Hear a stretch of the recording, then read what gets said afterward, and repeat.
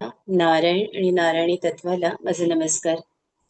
Masters, एक 2-3 दिवसांपासून मारुतीरायांवर संवाद साधण्याचा प्रयत्न करते.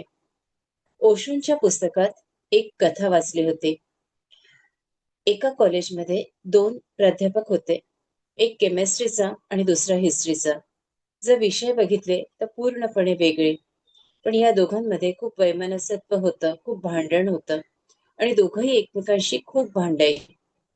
एक दिवस या भांडणाचं रूपांतर मारामारीत झालं आणि दोघांनी एकमेकांना यथेच्छ बडवून काढलं. प्राचार्यांना आता कृती घेणं भाग होतं आणि त्याच्यामुळे त्यांनी पोलीसची मदत घेतली. पोलीस धावून आले. त्यांनी त्यांना अरेस्ट केलं आणि तुरुंगात टाकलं.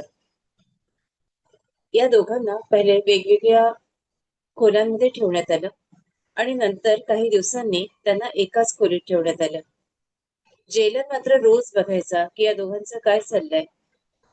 आता त्याला आश्चर्यच वाटलं की एका खोलीत केमिस्ट्रीचा आणि हिस्ट्रीचा प्राध्यापक, पण जेव्हा केमिस्ट्रीचा प्राध्यापक बोलतो तेव्हा हिस्ट्रीचा ऐकत होता आणि हिस्ट्रीचा बोलतो तेव्हा केमिस्ट्रीचा ऐकत होता. त्याला फार आश्चर्य वाटलं की अरे, विषय वेगळे, हे एकमेकांचे शत्रू, पण आता जेव्हा एक बोलतो तेव्हा दुसरा ऐकतोय आणि दुसरा बोलतोय तेव्हा एक पहिला ऐकतोय. काय आहे? बहुधा यांच्यात खूप प्रेम निर्माण झालेलं आहे, जिव्हाळा निर्माण झालाय. आणि मग 8 दिवस त्यांचं निरीक्षण केल्यानंतर तो त्यांना बोलावतो आणि विचारतो की अरे, आता तुम्ही खूप छान वागायला लागलात. मला असं वाटतं की तुमच्यात आता प्रेम निर्माण झालंय. तुमची शिक्षा कमी होते. त्याच्यावर तो जो केमिस्ट्रीचा होता तो हसला आणि म्हणाला, मुळीच नाही. आम्ही तितकेच शत्रू होतो जितके आधी होतो तितकेच आजही आहे. पण आम्ही संवादाशिवाय जगू शकत नाही. जेव्हा हा बोलतो तेव्हा मी ऐकतो आणि मी बोलतो तेव्हा हा ऐकतो. हा संवाद, हा संवाद कसा महत्वाचा आहे. आपणही या संवादाशिवाय जगू शकत नाही. एक दिवस मोबाईल नाही म्हटलं ना, आधी तर मोबाईल शिवाय आपण जगत होतो. आपण लहानपणी काही मोबाईल वगैरे बघितलेले नव्हते. अगदी मला तर वाटतं मी प्राध्यापिका झाली तेव्हा माझ्या हातात मोबाईल आला. पण आता तर लहान-लहान मुलं सुद्धा मोबाईलवर, त्याच्याशिवाय ते अगदी घंटोन-घंटे. मोबाईल बंद म्हटलं ना, तर लोकांचं हृदयाची म्हणजे हृदय बंद पडेल की काय असं वाटायला लागलंय आता. इतकं संवादाची गरज निर्माण झालेली आहे. हा संवाद कसा असतो? तर पितरांचा संवाद जो आहे, तो तरंगाच्या भाषेत असतो. तरंग लहरी उमटतात. एक पितर दुसऱ्या पितराशी कसा संवाद साधतो? तर तरंगाच्या लहरीतून. देव कसे संवाद साधतात? तर प्रकाशाच्या लहरीतून. त्याच्यानंतर संत, महंत कसे संवाद साधतात? तर स्पंदनांमधून. आणि मारुतीराया कसे संवाद साधतात? तर मारुतीराया प्रकाश, प्रेम, सेवा, समर्पण आणि सगळ्यात महत्वाचं की संगीत. ज्या माऊली आपल्याकडे अ, हेमाताई खूप हेमाताई म्हणा, रोहिणीताई खूप माऊली आहेत गाणाऱ्या. गातात तेव्हा तुम्ही लक्षात घ्या बरं, त्या डोळ्यासमोर आणा. मला तर त्या दिवशी कधी देवी डोळ्यासमोर येते, ते जेव्हा गातात, ते जी शब्द आपण अनुभवतो, तर ती ती देवता आपल्यासमोर प्रगट होते. ही संगीत सेवा मारुतीरायांना खूप, म्हणजे संगीताचे जनक मारुतीराय आहेत. हे खूप कमी माहिती आहे. संगीत जो आत्मा आहे, तो जो प्राण आहे, तो मारुतीरायांच्या हृदयात आहे. आणि त्याच्यामुळे मारुतीरायांच्या हातात बघा ना, आपल्याला दाखवतात, चिपळ्या दाखवतात, मारुतीराय भजन करताल वाजवताना दाखवतात, मारुतीराया सेवा करताना दाखवतात, समर्पण, त्याग. ही जी भाषा आहे, ही मारुतीरायांची भाषा आहे. आणि एकदा काय झालं, की नारद मुनी आले. आता नारद मुनी नारायण, नारायण करत आले आणि त्यांना म्हणाले, की मला काहीतरी किष्किंधा नगरीत आले होते. मारुतीराय बसले, ते गातच बसले होते. मला तुमच्याकडून काहीतरी नवीन शिकायचंय आणि मला शिकवा ना. बरं, हे जेव्हा संगीत सुरू झालं, तेव्हा अशी अवस्था निर्माण झाली, की सगळे जे दगडं होते ते वितळायला लागले. झाडं हलायला लागले. पशु-पक्षी सगळे त्यांच्या जवळ येऊन बसले. आणि नारद मुनींची तर अशी अवस्था झाली, की जी वीणा होती, ती वीणा खाली गळून पडली दगडांमध्ये. आता मारुतीरायांना यांना नारद मुनींना सुचेना हो. आपली एखादं जर वस्तू पडली, साधी पर्स जरी इकडे तिकडे झाली तरी आपण बेचैन होतो. इकडे नारद मुनींची वीणा तर त्याचा जीव होता आणि ती जेव्हा खाली पडली ते म्हणाले, "मारुतीराया, माझी वीणा, माझी वीणा." काढतो मुनीश्वर. पण चला तसंही आपण जरा फिरून येऊ. करून मारुतीरायांना सगळी किष्किंधा नगरी त्यांनी पालथी घालवली. खूप हिंडवलं, खूप हिंडवलं आणि नंतर मारुतीराया माझी वीणा, माझी अहो चला मुनी करत पुन्हा तिथंच आणलं, जिथं वीणा पडली होती आणि क्षणात ती वीणा काढली. मग मुनींनी विचारलं, "ही तर तुम्हाला इतकं शक्य होतं काढणं, मग मला कशाला बाबा फिरवलं इतकं दूर?" त्याच्यावर मारुतीराया हसले आणि म्हणाले, "तुमचे पावलं या भूमीत सगळ्यात दूर लागावे हीच इच्छा होती." म्हणजे ही गोष्ट किती सहज मारुतीराय आपल्याला सांगतात, की संतांची पावलं आपल्या घरी लागावी. आता ही संत यांची पावलं दुर्मिळ झाली आहेत. माणसंही दुर्मिळ झाली आहे. आधी श्रीमंती मोजली जायची कोणाच्या घरी किती चपला आहेत त्याच्यावरून. पण आता मात्र ते सारंच उरापास्त झालंय. आता ह्याचे मापदंडच बदलले आहेत. श्रीमंत व्यक्तींच्याकडे तर असं काही दिसतच नाही ना आपल्यासारख्यांकडे, ही माणसं दुरावत चालली आहेत. काल परवा एक जे वाक्य ऐकलं माऊलींच्या डॉक्टर ज्योत्स्नाताईंच्या तोंडून, की विश्रांती जिथे विश्रांती घ्यायला येते असं ठिकाण. असं ठिकाण म्हणजे हे मारुतीरायाचं ध्यानाचं मंदिर आहे, ध्यानाचं स्थान आहे.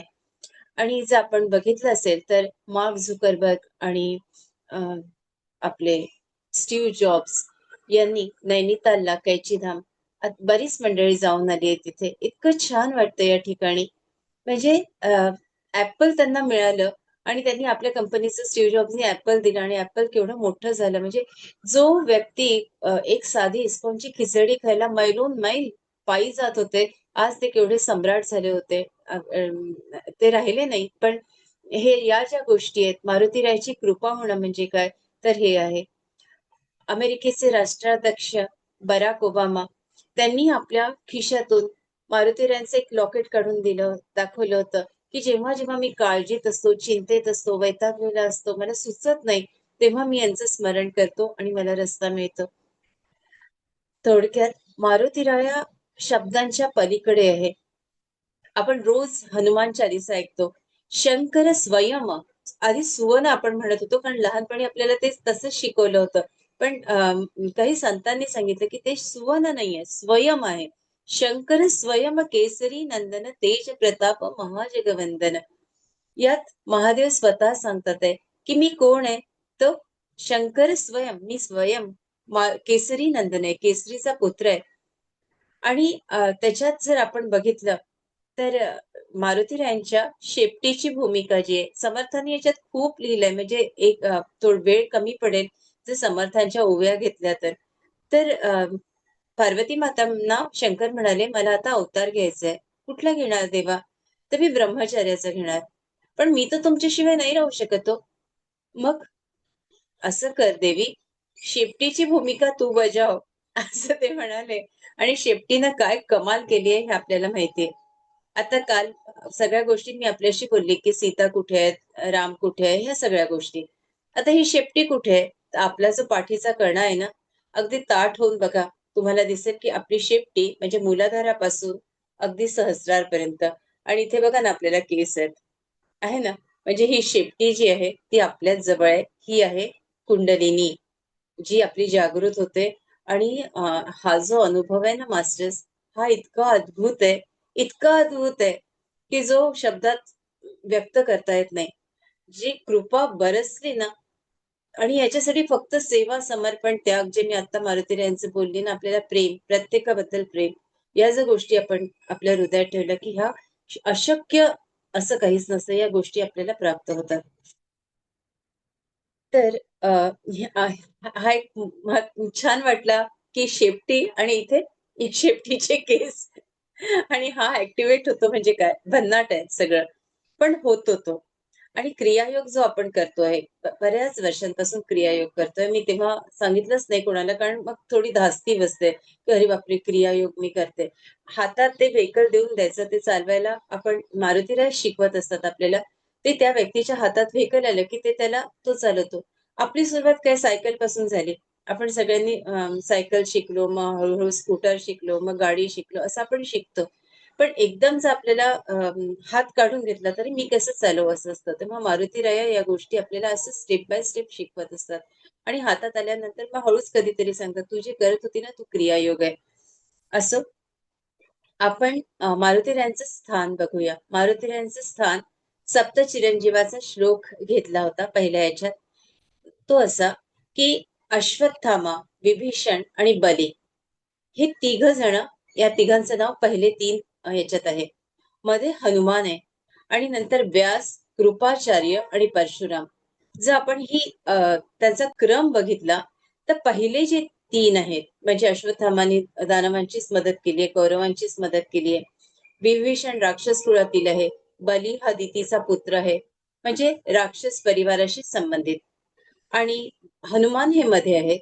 नंतर आहे व्यास, कृपाचार्य आणि परशुराम हे देवकुळाशी संबंधित आहे. म्हणजे रचना तरी किती सुंदर आहे हो. हनुमानानं बरोबर आपलं मध्ये सिंहासन ठेवलंय. इकडे दैत्यांचे, इकडे देवांचे आणि मध्ये त्यांची स्वतःची स्थिती आहे. जर आपण रामायणाची रचना बघितली तर रामायणात सुद्धा बालकांड, अयोध्याकांड आणि अरण्यकांड हे पहिले 3 ह्याच्यात आहे. मध्ये आहे किष्किंधा कांड. किष्किंधा कांड बरोबर हनुमंताचं आहे. हनुमंताची नगरी किष्किंधा आहे. आणि नंतर सुंदरकांड, लंकाकांड आणि उत्तरकांड. म्हणजे ही सुद्धा रामायणाची रचना याच प्रमाणे घेतलेली आहे. रामचरित मानसामध्ये म्हणजे त्यांना लिहायला 2 वर्ष 7 महिने आणि 26 दिवस लागले. हे तुलसीदासांनी 1631 साली सुरू केलं. त्या दिवशी रामनवमी होती आणि बरोबर 1633 म्हणजे रामाच्या विवाहाची तिथी त्या दिवशी ते संपलं. खूप जण आपल्यातले जाऊन आलेत, काशीला जाऊन आलेत. त्यांची जी पांढऱ्या रंगाचा जी इमारत आहे, छान आहे हो. तुम्ही जाऊन आत बघून या. आपल्याला फोटोग्राफी वगैरे काढता येत नाही, व्हिडिओ नाही काढता येत.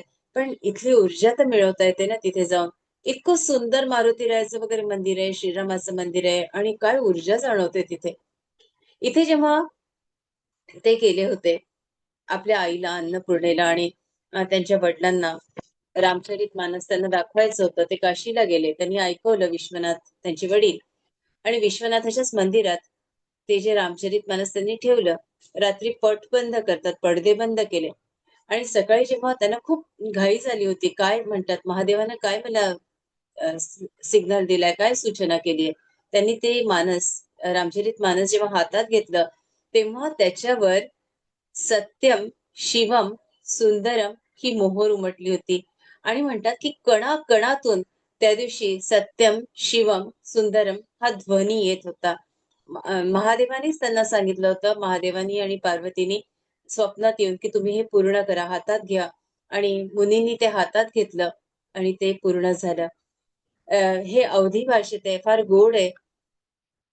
असं याच्यातून आपल्याला खूप अनेक गोष्टी कळतात. आणि खरं सांगू, आपल्याला इच्छा असेल ना तर हे ग्रंथ आपल्याला आपोआप मिळतात. तुम्ही पण मला म्हणाल, काल वृषालीने मला एक ग्रंथ पाठवला की ऋताताई माझी ही इच्छा होती. मला वाटतं पुणायकाची भ्रमणगाथा.